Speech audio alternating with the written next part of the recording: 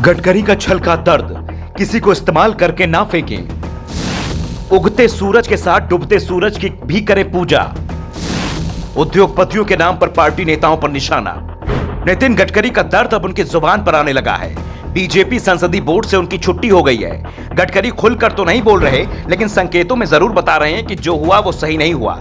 किसी की जरूरत हो तो इस्तेमाल करो और जरूरत निकल जाए तो उसे फेंक दो। ये चीज नहीं होनी चाहिए। दरअसल नागपुर में उद्यमियों की मौजूदगी में एक कार्यक्रम में बोलते हुए गडकरी ने रिचर्ड निक्सन के कोट का हवाला देते हुए कहा, एक व्यक्ति का अंत तब नहीं होता जब वो हार जाता है, जबकि जब वो लड़ना छोड़ देता है तब उसकी पराजय होती है, तब वो समाप्त हो जाता है। गडकरी का संदेश साफ था कि वो लड़ेंगे और अंत तक लड़ेंगे। इसके साथ ही उन्होंने नसीहत भी दी कि ये नसीहत उद्यमियों से ज्यादा पार्टी नेताओं के लिए थी। वैसे उन्होंने पार्टी का नाम नहीं लिया। गडकरी ने कहा कि किसी को भी कभी भी इस्तेमाल कर फेंकना नहीं चाहिए।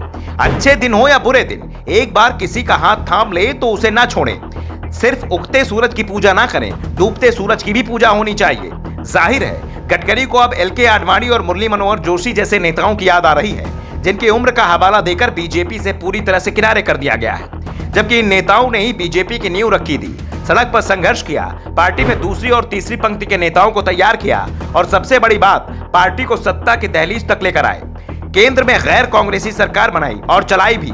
पीएम मोदी को आगे बढ़ाया, जिससे वो आज देश के प्रधानमंत्री बन गए। लेकिन आज उन्हें मार्गदर्शक मंडल में डाल दिया गया है। जब तक आडवाणी जोशी की जरूरत थी, पार्टी कार्यकर्ताओं की फौज उनके एक इशारे पर कुछ भी करने को तैयार रहती थी और जैसे ही उनका शरीर ढला, उन्हें उनके हाल पर ही छोड़ दिया गया। आडवाणी और जोशी आज कहां हैं, ये शायद किसी को पता नहीं है। गडकरी ने पार्टी तक अपना संदेश तो पहुंचा ही दिया, लेकिन यह भी साफ कर दिया कि वो कहीं नहीं जा रहे हैं। चाहे कुछ भी हो जाए, वो बीजेपी में ही रहेंगे। उन्होंने कहा कि जो बात मैं दूसरों के लिए कहता हूं, उस पर खुद भी अमल करता हूं। अपने छात्र जीवन को याद करते हुए गडकरी ने कहा कि जब मैं छात्र नेता था तो उस समय के कांग्रेस के दिग्गज नेता श्रीकांत जिचकर ने मुझसे कहा कि अगर मुझे राजनीति में बेहतर भविष्य बनाना है तो कांग्रेस में आ जाऊं। तब मैंने श्रीकांत से कहा कि मैं कुएं में कूद कर मर जाऊंगा, लेकिन कांग्रेस में शामिल नहीं होऊंगा, क्योंकि मुझे कांग्रेस पार्टी की विचारधारा पसंद नहीं है।